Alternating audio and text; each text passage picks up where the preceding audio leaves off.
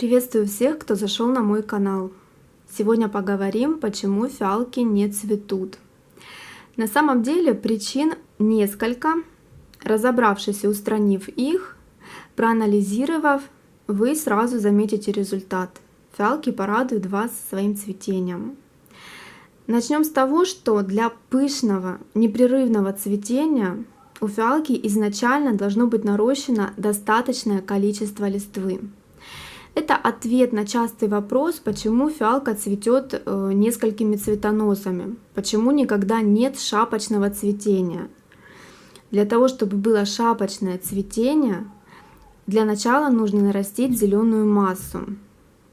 Для чего это нужно? Когда отцветут одни цветоносы, сразу пойдет вторая волна цветения из тех пазух листвы, где еще не было цветов.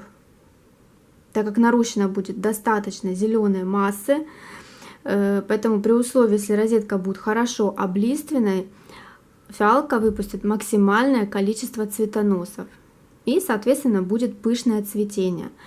Если фиалка затормозилась в росте и у нее мало листвы, вы можете помочь ей нарастить эту листву, пролив ее удобрением для декоративно-лиственных растений с содержанием азота. Именно таким удобрением проливают молодые розетки, которым нужно нарастить зеленую массу. С обратной стороны в составе смотрите, сколько находится азота, его должно быть максимально. Следующий момент. Чтобы фиалка быстро зацвела, у нее должен быть небольшой горшок. Когда она корнями максимально заполнит все пространство, весь земляной ком оплетет корневой и упрется в стенки горшка, она начнет запускать цветение. Вот эти розетки у меня сидят в небольшом объеме. Это одноразовые кофейные чашки в диаметре около 8 сантиметров. Больший объем для фиалок я не использую. Девятки, десятки горшки в диаметре я не беру. Чем меньше горшок, тем быстрее фиалка зацветет, тем быстрее она развивается.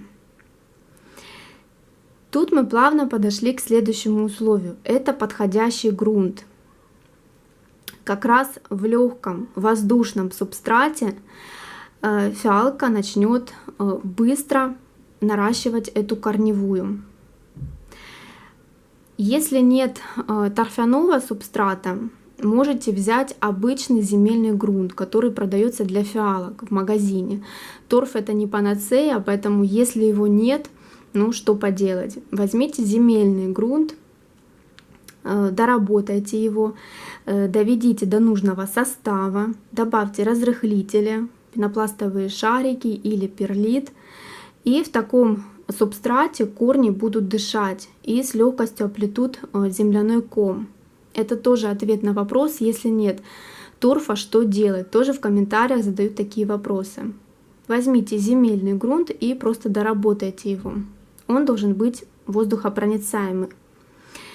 В земельном грунте фиалки тоже хорошо растут. Что касается корневой, чтобы как раз корни не затормозились в развитии, следующий момент — это мы исключаем полив холодной водой. Вода должна быть слегка теплая. Руке на ощупь должно быть комфортно. Если мы польем фиалки холодной водой, то фиалка минимум затормозится в развитии. Ну, самое худшее — это фиалка просто начнет загнивать. Полив холодной водой для нее это стресс, для корней это стресс, поэтому она может начать загнивать. Желательно брать теплую воду для полива даже в летнее время года. Исключаем также холодный подоконник зимой.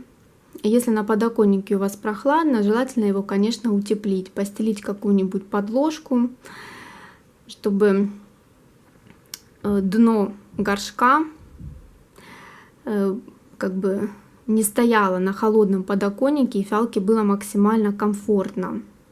Иначе от холода корни начнут загнивать, как я уже сказала.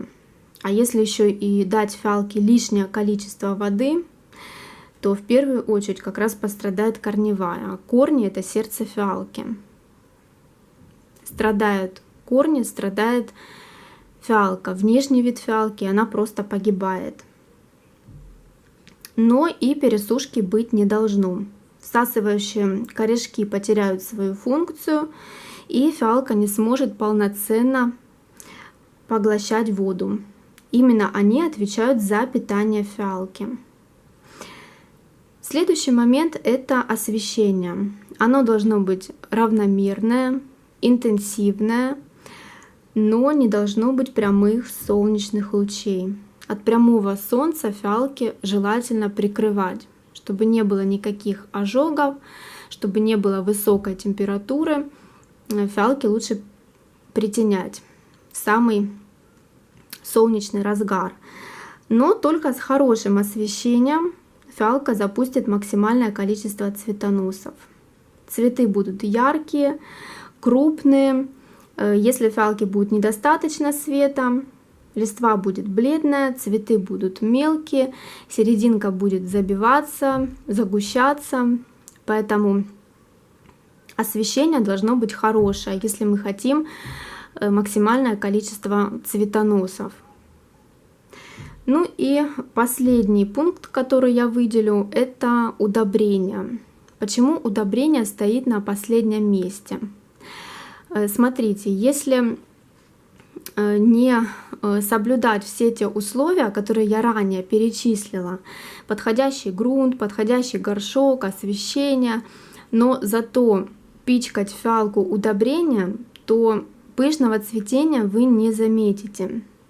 Для начала нужно наладить агротехнику, и только после этого начинать фиалку удобрять. Удобрение для цветения нужно брать фосфорно-калийное. Любое удобрение, где в составе содержится фосфор и калий, именно он отвечает за цветение фиалки. Вот такие основные моменты постаралась выделить максимально, чтобы не затягивать время. Поэтому, если у вас фиалка не цветет или долго сидит на одном месте, затормозилась в развитии, проанализируйте, может, что-то вы делаете не так, и фиалка обязательно порадует вас цветением.